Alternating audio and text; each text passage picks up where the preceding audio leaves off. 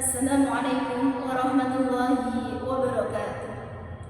Bismillah, alhamdulillah, assalatu wassalamu ala rasulillah, wa la hawla wa la quwwata illa billah, amma ba'd. Alhamdulillahirabbil alamin, anak-anak sekalian, hari ini kita telah memasuki puasa yang ke-17, di mana kita masih diberikan kesehatan, kita masih diberikan kekuatan sehingga kita bisa menjalani ibadah puasa ini dengan sebaik-baiknya. Pada kesempatan kali ini kita bergabung kembali di channel YouTube MGMPPAI SMK Kabupaten Blitar, tentunya dalam acara Paislap Ramadan. Yang mana pada kesempatan kali ini saya akan menyampaikan materi tentang media sosial di bulan Ramadan. Puasa sebagai ibadah utama di bulan Ramadan harus benar-benar kita jaga sehingga tujuan utama puasa akan tercapai, yaitu menjadi jiwa yang lebih bertakwa. Nah, puasa sendiri itu apa? Puasa ini adalah shaum. Shaum itu menahan diri. Menahan diri di sini bukan hanya sekedar menahan diri dari lapar dan haus saja, melainkan lebih dari itu, menahan diri atau mengendalikan diri dari hawa nafsu, termasuk ketika kita berinteraksi di dunia digital. Media sosial di era yang serba instan ini menjadi tantangan baru bagi umat Islam dalam menjaga kesucian puasa. Oleh karena itu, penting bagi kita untuk memahami manfaat dan tantangan media sosial selama berpuasa sehingga nanti puasa kita benar-benar terjaga dan lebih bermakna.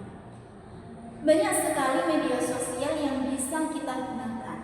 Salah satunya adalah sebagai ajang dakwah, media dakwah atau tempat penyebaran keilmuan agama. Banyak kita jumpai para ulama, kiai, ustadz maupun dai-dai yang lain yang menyiarkan kajian keislaman melalui media sosial. Misalkan melalui YouTube, melalui IG, TikTok, dan lain sebagainya. Atau mungkin kita temui grup-grup WhatsApp, saluran WhatsApp, ataupun di Telegram, itu kajian-kajian keislaman, atau ada juga tentang tanya jawab fikih dalam kehidupan sehari-hari. Sehingga dengan adanya media sosial tersebut, informasi-informasi keagamaan ini akan dengan mudah kita akses dimanapun dan kapanpun kita mau. Kemudian manfaat media sosial yang kedua yaitu untuk mempererat tali silaturahmi.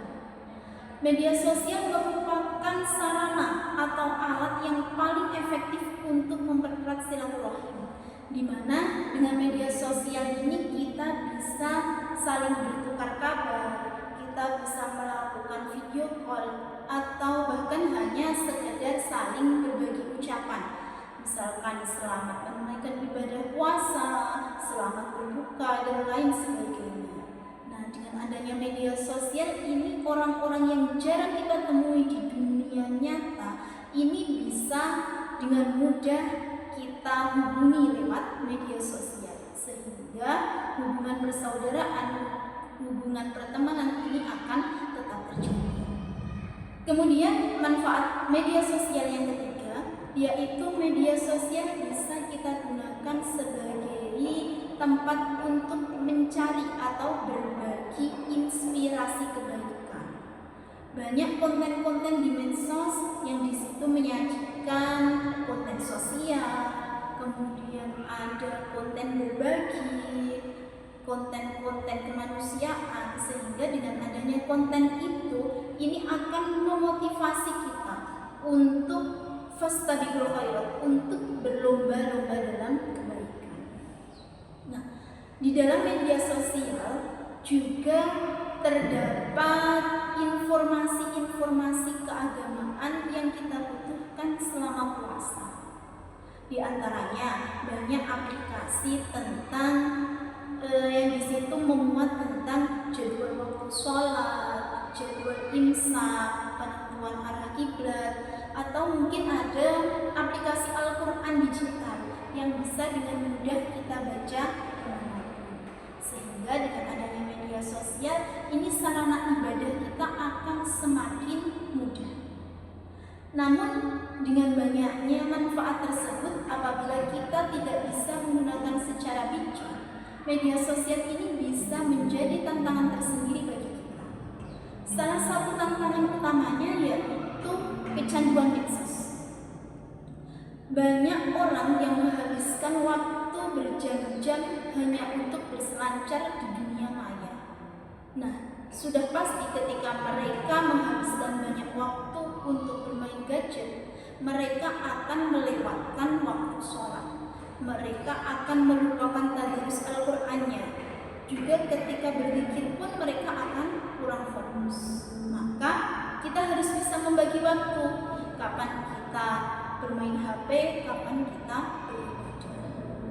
Kemudian media sosial juga terdapat banyak berita-berita yang belum tentu kebenarannya. Yang di situ ketika kita ketika kita memposting sesuatu, kita menge-share sesuatu yang belum tentu kebenarannya, itu akan menjadi permusuhan, akan menjadi hibah. Nah, maka akan menjadi fitnah. Maka ketika kita mendapatkan informasi atau berita apapun, kita harus bisa menyaring, kita harus bisa memverifikasi kebenarannya.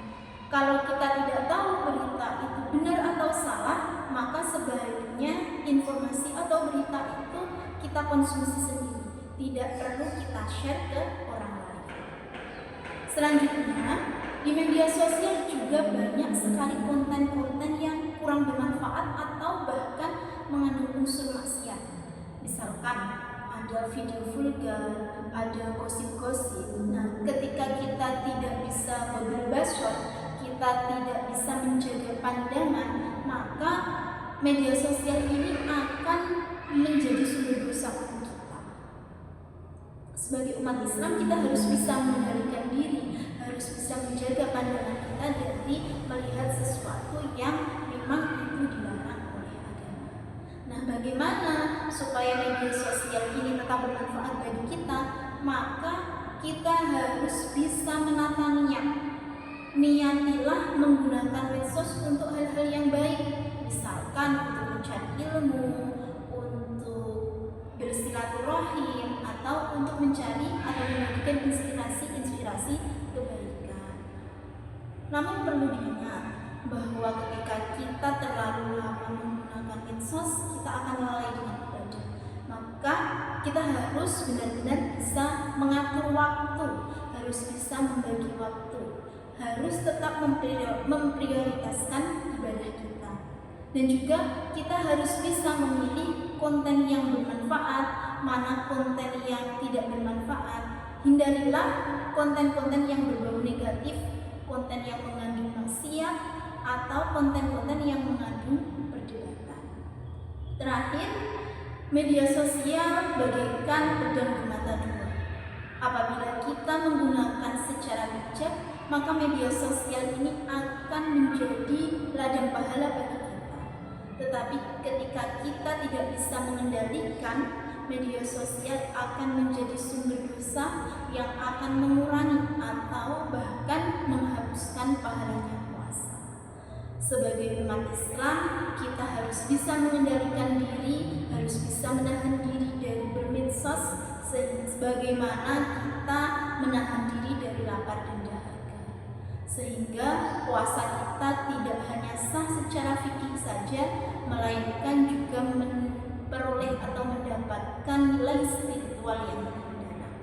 Mungkin itu yang dapat saya sampaikan. Ada kurang lebihnya mohon maaf. Wallahu muwaffiq.